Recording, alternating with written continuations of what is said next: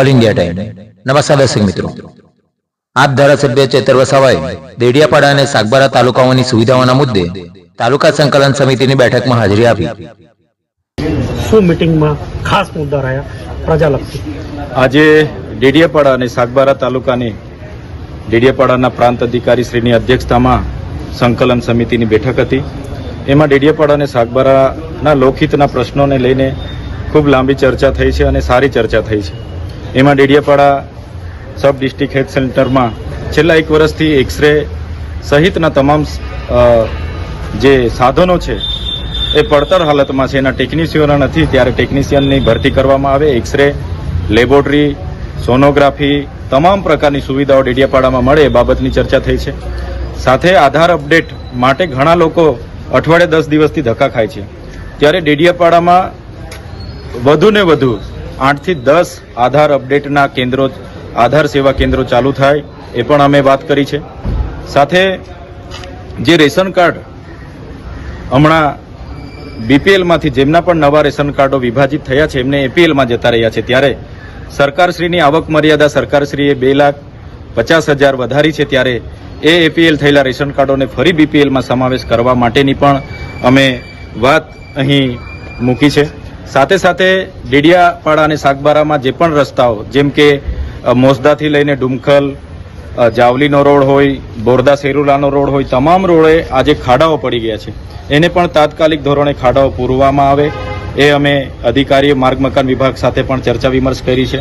સાથે સાથે પોલીસ અધિકારીઓ અહીં જે એક આરટીઓ કેબિન ઊભું કરે, જેથી કરીને કોઈને પણ દંડ ફટકારવામાં આવે તો એ અહીં દંડ ભરીને પોતાની ગાડી છોડવીને જાય એ બાબતની પણ અમે ચર્ચાઓ કરી છે। સાથે જીઈબીને લઈને અને ખાસ કરીને આંગણવાડી બહેનોને અને એમના સુપરવાઇઝરોને ખાસ સૂચન અમે કર્યા છે કે સમયે જે પણ મેનુ આંગણવાડીની બહાર હોય એ પ્રકારના ગરમ નાસ્તા, ફ્રૂટ અને લીલા શાકભાજી ત્યાંના બાળકો, ધાત્રી માતાઓ અને સરગર્ભા માતાઓને મળવા જોઈએ એ પણ વાત કરી છે। કેમ કે નર્મદા જિલ્લો એ પછાત જિલ્લો છે। 12,333 બાળકો જ્યારે કુપોષિતથી પીડાતા હોય ત્યારે સમયાંતરે ગરમ નાસ્તો અને પોષિત આહાર, પૂરક આહાર મળે એ બાબતની પણ અમે આજે ચર્ચા કરી છે। તો તમામ બાબતોએ અધિકારીઓ પણ આવનાર દિવસોમાં એમાં આગળ રજૂઆતો કરીને તમામ બાબતોને લઈને સૂચનો એ કર્યા છે। સાથે સાથે આવનાર દિવસોમાં જે યાલનો પુલ તૂટી ગયો છે ત્યાં નવો બ્રિજ બને, ત્યાં સુધી ટેમ્પરવારી 4 ગાડીઓને આવન જવન માટેની એક નાળું બનાવે એ બાબતનું પણ અમે વાત મૂકી છે અને બધી જ બાબતે સહમતિ દર્શાવી છે। ટૂંક જ સમયમાં તમામ સુવિધાઓ અહીંયા ઉપલબ્ધ થશે એ પ્રાંત અધિકારી સમેત તમામ અધિકારીઓ સહમતિ આપી છે। ભરૂચ લોકસભાની ચૂંટણી હમણાં લડ્યા, અહીંયાથી ભરૂચ જવું હોય નેત્રંગથી અંકલેશ્વર સુધી તો 3 કલાક જાય છે, એ રસ્તા બાબતે શું પરિવર્તન? અહીંથી ભરૂચ જતા માત્ર 70 કિલોમીટરનો રોડ છે અને 3 કલાક ત્યાં જતા થાય છે। અંકલેશ્વર ભરૂચનો રોડ હોય, અંકલેશ્વરથી જે કેવડિયા સ્ટેચ્યુ ઓફ યુનિટીને જોડતો ઝઘડિયા રાજપાડીનો રોડ હોય, દહેજ બાયપાસનો રોડ હોય, તમામ રોડ ભરૂચ જાણે કે ખાડા નગરી બની ગઈ હોય એવું લાગે છે।